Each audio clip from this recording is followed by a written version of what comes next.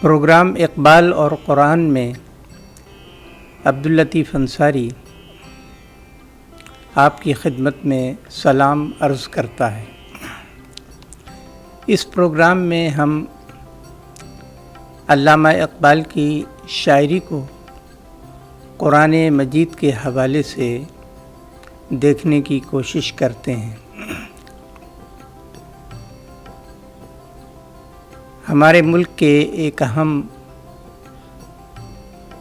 عالم اور محقق ڈاکٹر غلام مصطفیٰ خان صاحب نے اپنی کتاب اقبال اور قرآن میں اس کام کو بہت آسان کر دیا ہے،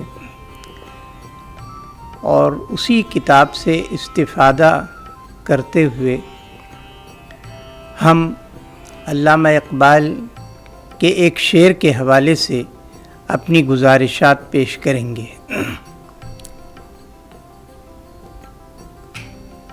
علامہ اقبال اپنی کتاب بانگ درا کی ایک نظم بزم انجم میں فرماتے ہیں، ہے جذب باہمی سے قائم نظام سارے، پوشیدہ ہے یہ نکتہ تاروں کی زندگی میں۔ جذب باہمی یہ مرکب لفظ ہے، دو لفظوں سے مل کر بنا ہے۔ اسے ہم حسن ترکیب بھی کہہ سکتے ہیں۔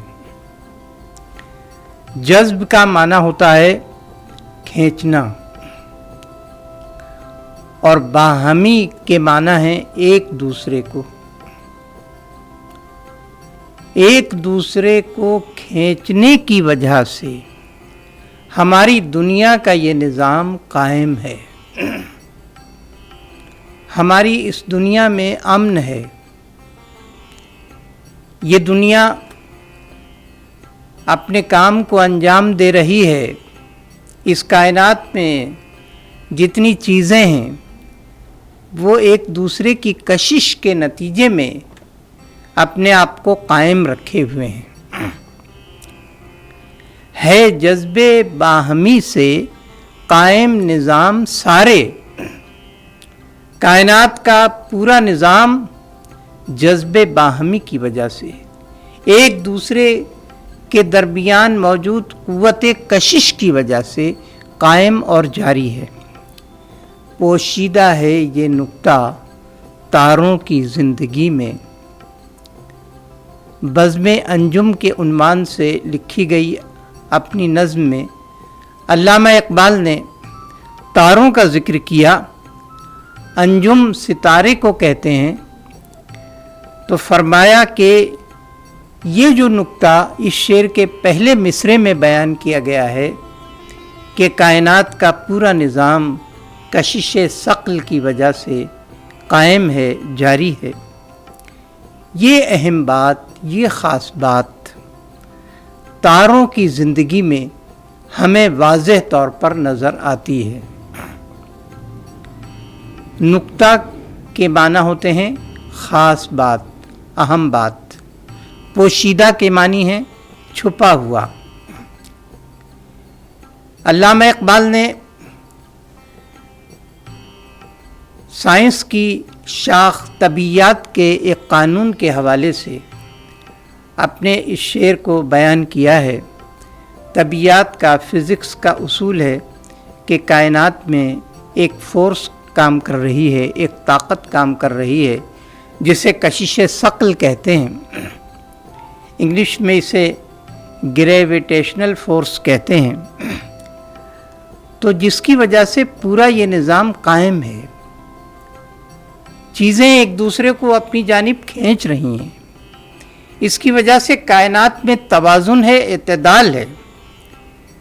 تو علامہ اقبال اس مثال سے، اس اہم نکتے سے یہ کہنا چاہتے ہیں کہ انسانوں کے درمیان بھی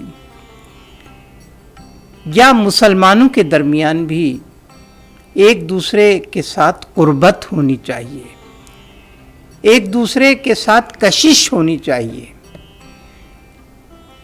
مسلمانوں کے درمیان प्यार और मोहब्बत का एक ताल्लुक़ होना चाहिए। मुसलमानों के दरमियान इत्तेहाद की कैफियत होनी चाहिए। मुसलमान अपने मरकज़ के गिर्द जमा होकर अपने प्रोग्राम के ज़रिए इत्तेहाद और इत्तेफाक का मुजाहरा करें। इस इत्तेहाद और इत्तेफाक की वजह से, मिल्ली यकजहती की वजह से, कौम के दरमियान कशिश बाहमी की वजह से कुव्वत पैदा होगी, ताकत पैदा होगी और मुसलमान अपने मकासद में कामयाब हो सकते हैं। शायर मशरिक़ हकीमुल उम्मत अल्लामा इकबाल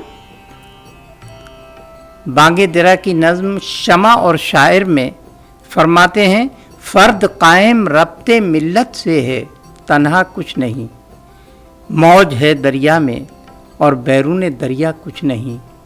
एक फ़र्द, एक शख्स उस वक्त तक अपनी अहमियत को कायम रखता है कि जब वो अपनी कौम से मिलता जुलता है, अपनी कौम से, अपने लोगों से ताल्लुकात को उस्तवार रखता है।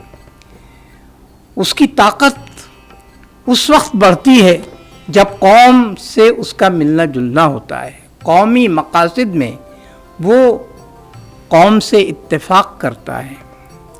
एक दूसरे के दरमियान इत्तेहाद से ही ताकत पैदा होती है। और अल्लामा इकबाल इस शेर में मिसाल देते हुए फरमाते हैं कि दरिया में मौज पानी के मिलने से पैदा होती है। मौज उसकी ताकत का इजहार है। मौज है दरिया में। दरिया में जब पानी जमा होता है, पानी इकट्ठा होता है, तो उसमें ताकत पैदा होती है, मौजें पैदा होती हैं, लहरें पैदा होती हैं। और दरिया के बाहर तो कुछ भी नहीं, दरिया के बाहर तो खुश्की है।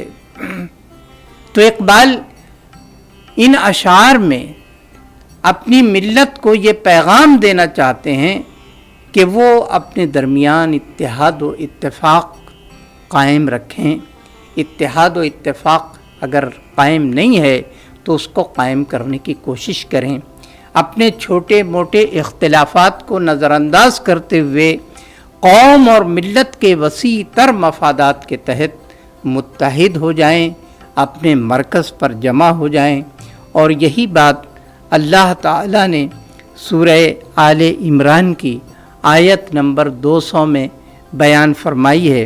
अल्लाह ताला ने इरशाद फरमाया, बिस्मिल्लाहिर्रहमानिर्रहीम, या अय्युहल्लज़ीना आमनुस्बिरु वसाबिरु वराबितु वत्तकुल्लाह लअल्लकुम तुरहमून।